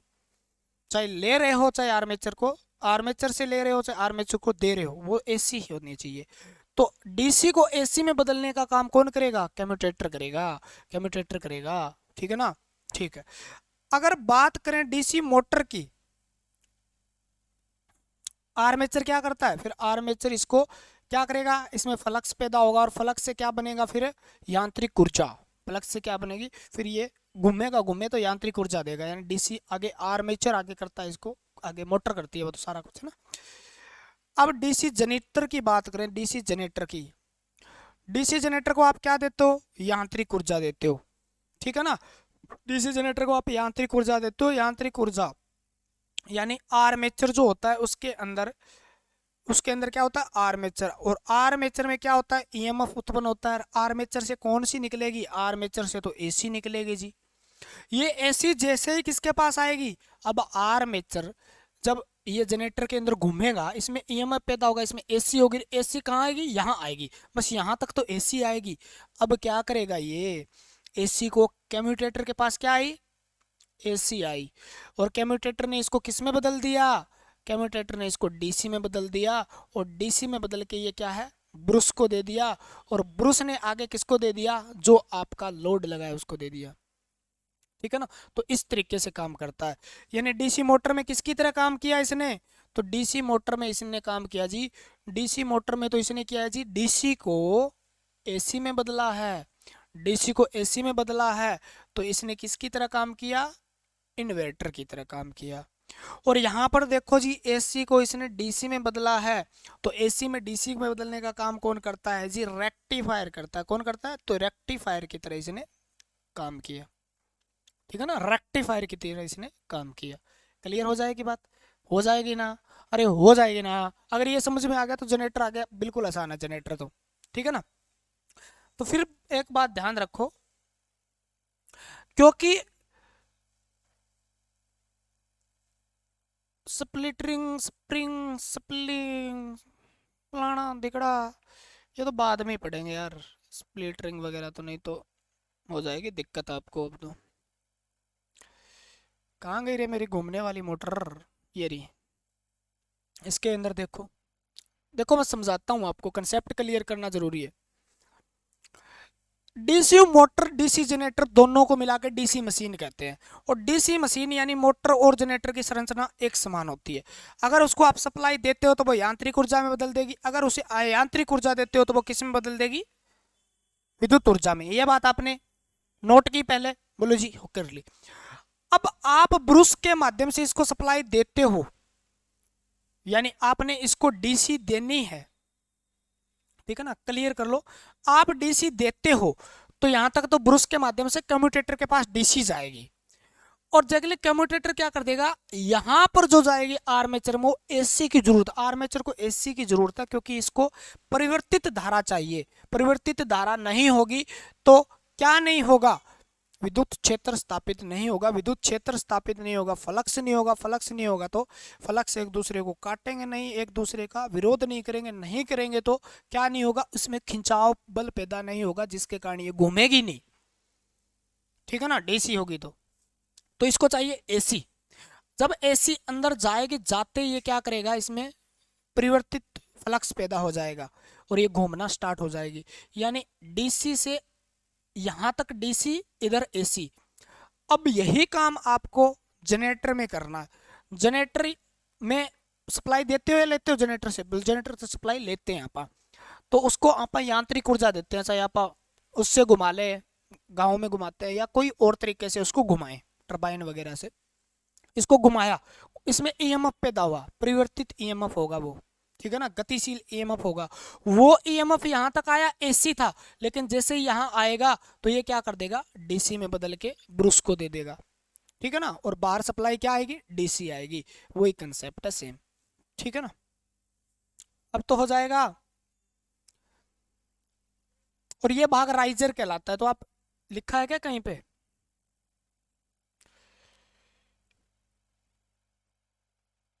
देखो जहां पर ये कोयलें जुड़ी होती है, देखो जहां पर ये कोयलें जुड़ी होती है ना, ये जुड़ी है, देखो यहाँ पर जुड़ी है एक, ये यहाँ पर जुड़ी है एक, यहाँ पे जुड़ी है। जहां पर कम्यूटेटर से कोयल कनेक्ट होती है उस भाग को हम कहते हैं राइजर। लिख लो यहाँ पे, राइजर। राइजर मतलब उभरा हुआ भाग।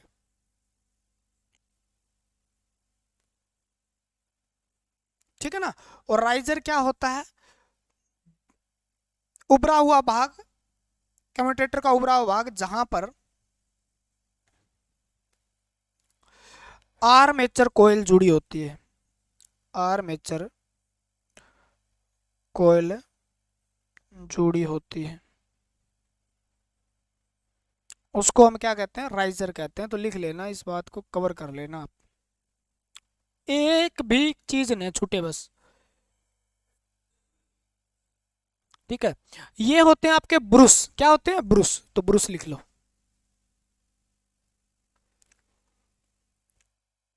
ब्रुश। सामान्यतः कार्बन के होते हैं, लेकिन ब्रुश जो होते हैं वो कार्बन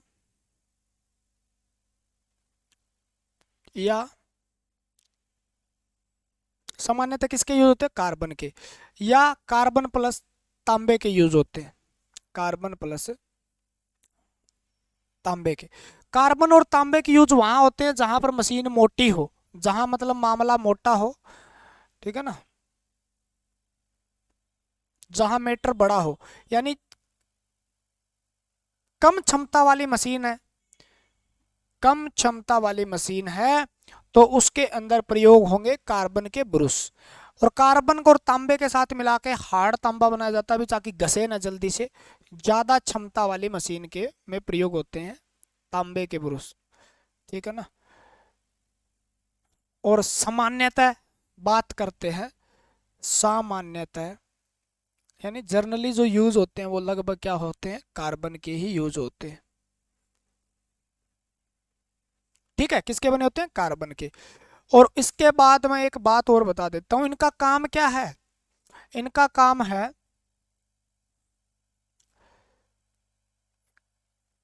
कम्यूटेटर को सप्लाई देना।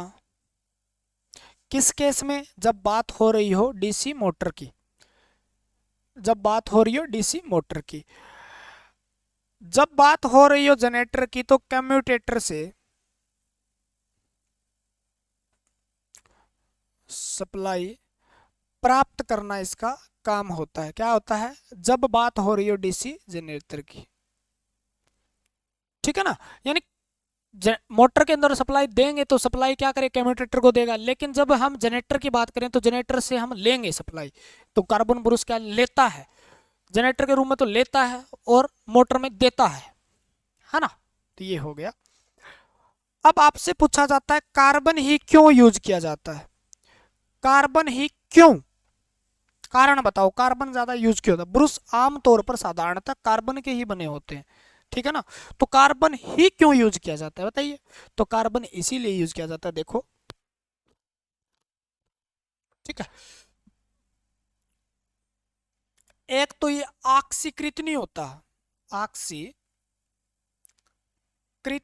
नहीं होता, ऑक्सीडेशन नहीं होता इसका। दूसरा, ये तांबे के संपर्क में आया यार दूसरी धातु को नुकसान नहीं पहुंचाता,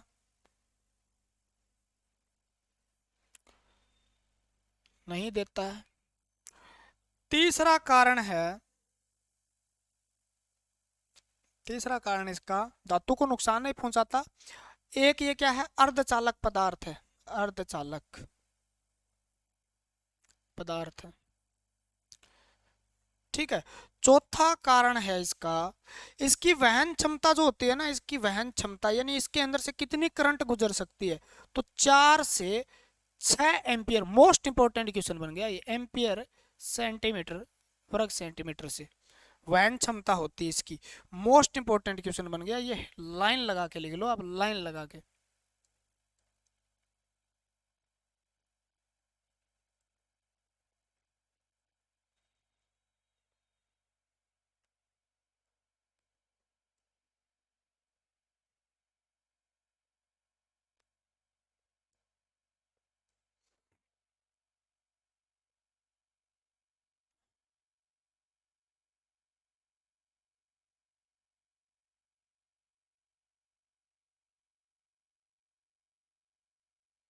ठीक है, तो इसकी वहन क्षमता कितनी होती है? 4 से 6 एम्पियर मीटर पर सेंटीमीटर स्क्वायर इसकी वहन क्षमता होती है, इसलिए इसका प्रयोग किया जाता है। बाकी और भी इसके कारण हो सकते हैं। तापमान का इस पे ज्यादा प्रभाव नहीं पड़ता, तापमान का प्रभाव नहीं पड़ता,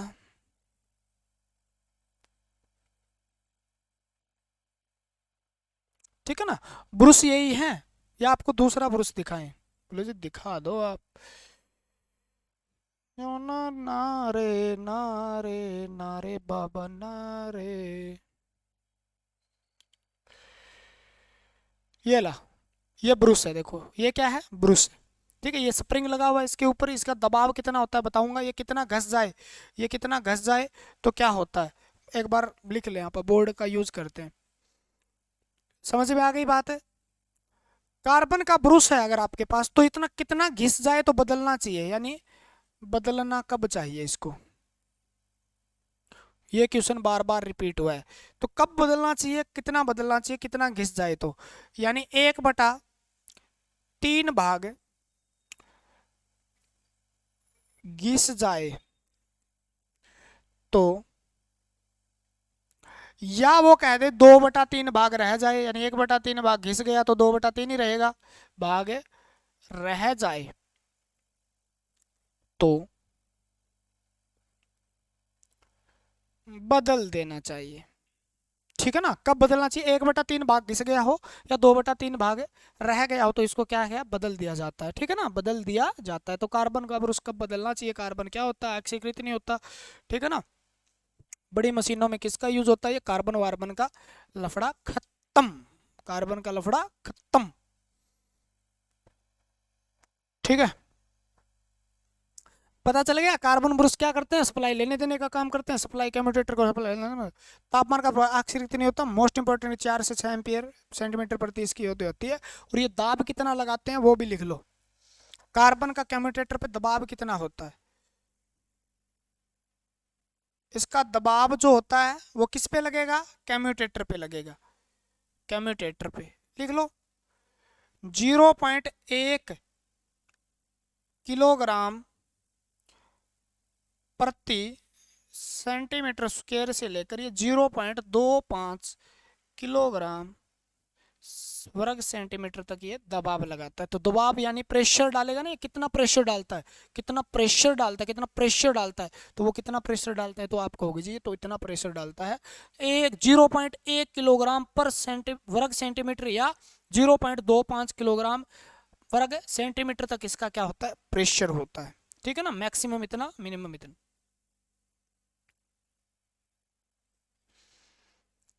अब देखो उसका काम में लेते हैं, एक यहाँ पर था कुछ, ये देखो दिखाई दे रहा है क्या, हाँ जी, ये ब्रुश है, ये कार्बन ब्रुश है, देखो ये कार्बन ब्रुश है,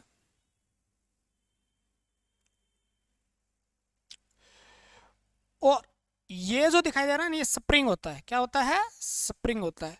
और इसके अंदर जो ये देखो तांबे की लीड होती है, इसको कार्बन लीड बोलते हैं, क्या बोलते हैं इसको, कार्बन है लीड बोलते हैं, लीड का मतलब तार होती है। ठीक है ना, पीछे स्टॉपर लगा हुआ है। तो कार्बन ब्रुश तो पढ़ लिया अपन, स्प्रिंग पढ़ लेते हैं। स्प्रिंग बना होता है फास्फोरस ब्रोंज का, मोस्ट इंपोर्टेंट हो गया अब इसका, इसका ये क्वेश्चन बनेगा, फास्फोरस ब्रोंज का बना होता है। और ये कितना दबाव लगाता है, तो ये दबाव वही लिख लो आप, ये कितना दबाव लगाता है, तो 0.1 किलोग्राम सेंटीमीटर स्क्वायर से लेकर 0.25 किलोग्राम सेंटीमीटर स्क्वायर तक इसका क्या होता है, प्रेशर होता है, किसके ऊपर है, कार्बन के ऊपर। कार्बन लीड क्या होती है, तो कार्बन लीड क्या करती है, सप्लाई को टर्मिनल से वहां से लेके आएगी ना, यानी कार्बन से सप्लाई प्राप्त करती है। तो ये किसकी बनी होती है, तो इसको लिख लो आप, वाइट से लिखो, ये बनी किसकी होती है, तांबे की बनी होती है, किसकी बनी होती है, तांबे की होती है। देखो तांबे की नजर आ रही है, ठीक है ना। और इसका कार्य क्या है, कार्बन ब्रुश को सप्लाई से कनेक्ट करना। ठीक है, तो ये हो गया आपका वो वाला सिस्टम, हो जाएगा इधर से, हो जाएगा जी। इसके बाद आप एक होती है एंड प्लेट, लिख लो, यहीं लिख लो, खत्म ही करो इसको बस, एंड प्लेट। एंड प्लेट का मतलब अंतिम प्लेट, ठीक है ना, तो एंड प्लेट ही आएगा आपके यहाँ, प्लेट यानी मशीन के अंत में लगी कास्ट आयरन की छिद्र युक्त प्लेट जो आर्मेचर को दोनों तरफ से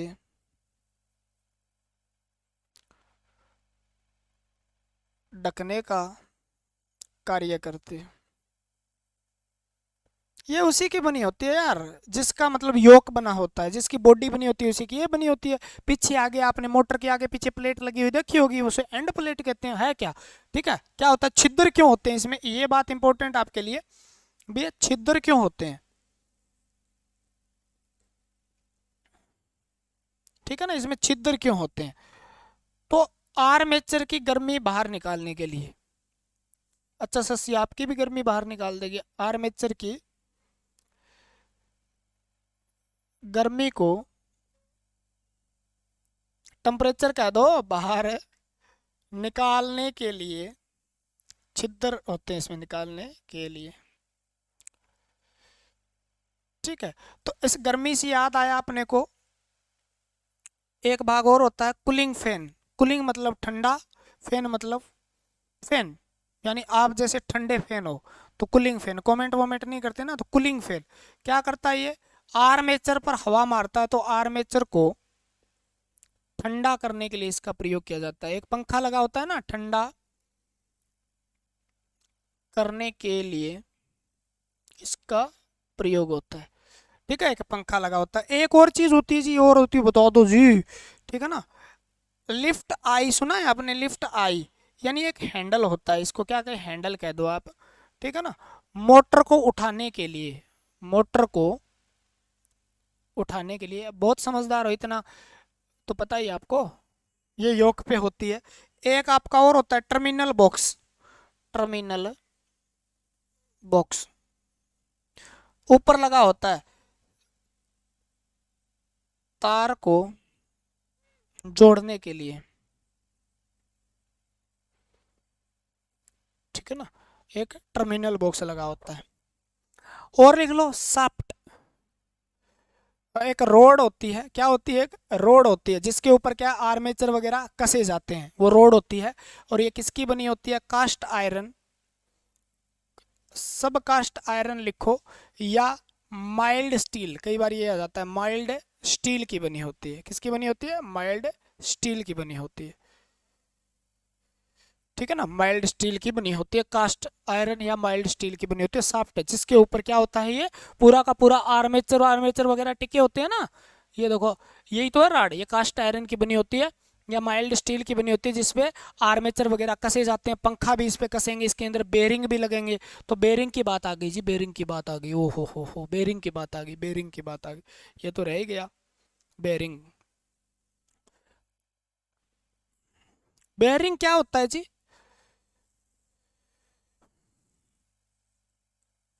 पता ही आपको, घर्षण कम करने, क्या घर्षण कम करने के लिए प्रयोग किया जाता है। पूछ ले आपसे तो घर्षण कम करने के लिए किसका प्रयोग होता है, यहाँ पे घर्षण ज्यादा होगा, गर्मी पैदा होगी, गर्मी होगी, पुर्जों का नुकसान होगा, शाफ्ट घिस जाएगी, इस प्रकार से क्या हो जाएगा, घर्षण एक क्षयकारी बल होता है जो क्या करता है, बल के विपरीत दिशा में काम करता है, ये बहुत नुकसान पहुंचाता है। फिजिक्स गलत हो गया ना, तो घर्षण क्या, फ्रिक्शन जो होता है उसको कम करने के लिए किसका, बेरिंग का प्रयोग किया जाता है, किसका, बेरिंग का। तो बेरिंग क्या होते हैं जी, ये भी किसके बने होते हैं, तो कास्ट आयरन के बने होते हैं या कास्ट स्टील के ज्यादातर बनाए जाते हैं। किसके बने होते हैं, कास्ट स्टील के।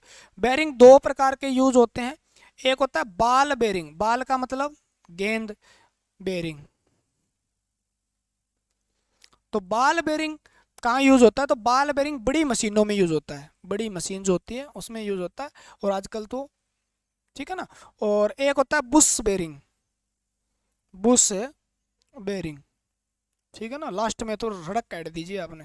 ठीक है ना, छोटी मशीनों में, क्योंकि इसमें बुश होता है, उसके अंदर गोलियां नहीं होती, ये बेरिंग है। और इस प्रकार की गोलियां लगी होती है ना, जिसमें आपके घरों में ट्रैक्टर के पहियों में होता है, तो इसको बॉल बेरिंग बोलते हैं। तो बड़ी मशीन में यूज होता है, छोटी मशीन में सीधा, जिसमें गोलियां नहीं लगी होती, ऐसा बुश लगा होता है, ठोक देते हैं आप बुश, ठीक है ना, ये भरा होता है मान लो, ऐसा बुश होता है, इसका प्रयोग कर लेते हैं चिकनाई के साथ, ठीक है। तो काम चल जाता है। जैसे पुराना फराटा आता था, एक दो ताड़ी वाला आता, दो, जिसके दो पंखे होते थे, दो पर होते थे, या दो जिसकी ब्लेड होती थी, वो आवाज बहुत करता था, वो बुश बेरिंग होता था उसमें, है ना। आजकल तो ज़्यादातर बॉल बेरिंग का प्रयोग होता है, जिसमें ज़्यादा आवाज़ नहीं आती, ठीक है। तो बड़ी मशीन छोटी मशीन में बेरिंग का यूज कर लेते हैं। और कुछ बच गया क्या? स्प्रिंग हो गया, ब्रूश हो गया, वाह, मोटर की सारी बनावट कंप्लीट हो गई, ठीक है ना। और जितने भी बंदे हैं, आप अगर व्हाट्सएप ग्रुप से जुड़ना चाहते हैं तो 12655 040 इस पे आप क्या कर सकते हैं, मैसेज कर सकते हैं, या मैं इसका लिंक जो है व्हाट्सएप ग्रुप का लिंक डाल दूंगा इसके कमेंट में या डिस्क्रिप्शन में, बॉक्स के अंदर आपको ये मिल जाएगा, ठीक है ना। या आप टेलीग्राम से जुड़ना चाहते हैं तो electrical theory by Balwant sir, ये सर्च कर लेना, वहाँ पे लिंक से नहीं खुल रहा है, मैंने बहुत बार ट्राई कर लिया। Electrical theory by Balwant sir, तो ये टेलीग्राम चैनल है अपना, इस पे करोगे आपको पीडीएफ मिलेगी, और आगे जब हम क्वेश्चन करवाएंगे वो मिलेंगे आपको। यहाँ पर जैसे ही कोई बच्चे ने पीडीएफ भेजी, मैं उसका पीडीएफ भेज दूंगा, ठीक है ना। क्लास नोट्स मिल जाएंगे आपको, पीपीटी मिल जाएगी आपको, ठीक है ना। और क्लासों के लिंक भी आपको टाइम टाइम मिलते रहेंगे, और इम्पोर्टेंट चीज़ें भी आपको मिलती रहेगी। तो आपको टेंशन लेने की ज़रूरत नहीं है, आप मेरे साथ जुड़ सकते हैं, मतलब हर तरीके से, ठीक है ना। फेसबुक पेज भी है, उसका लिंक अबाउट में जाके है, वहाँ पे क्लिक करोगे आप जुड़ जाओगे, बलवंत साहड़ के नाम से है, ठीक है ना। वहाँ पे भी आपको कुछ ना कुछ मिलेगा, धीरे धीरे मिलना स्टार्ट हो जाएगा। जैसे मैं थोड़ा सा फ्री हुआ, मैं सब कुछ से एक्टिव हो जाऊँगा, वहाँ से आप हर जगह डाल देंगे, ठीक है ना। तो आप मेरे साथ जुड़े रहिए, नौकरी तक पहुंचाना मेरा काम है। यहाँ तक जो क्लास देखता है और वो कमेंट नहीं करता, तो वो बहुत ही, जानते हो ना आप, ठीक है ना। कमेंट पक्का किया करो भाई, कमेंट जितने लाइक उतने ही कमेंट, यानी कोई बंदा, कमेंट वाले लाइक ही करते हैं, लाइक कमेंट करते हैं, लेकिन कोई बंदे बुरे में देख के चले जाते हैं, वो लाइक और कमेंट दोनों नहीं करते भाई। क्यों नहीं करते हो यार, कर दिया करो भाई यार, ठीक है ना। अच्छा लगता है, प्यारा लगता है, आपके चेहरे मुस्कान आती है आपके चेहरे को देख के, जैसे उसे अच्छा लगता है, मैं, ठीक है ना। फिर आज के लिए फिर इतना ही, जय हिंद जय भारत, मिलते हैं अगली वीडियो के साथ। भगवान आपका भला करे, जल्द से जल्द आपको एक सरकारी नौकरी प्यारी सी मिले, गवर्नमेंट जॉब मिले, और आप जल्दी से सेटल हो जाओ। Love you to all.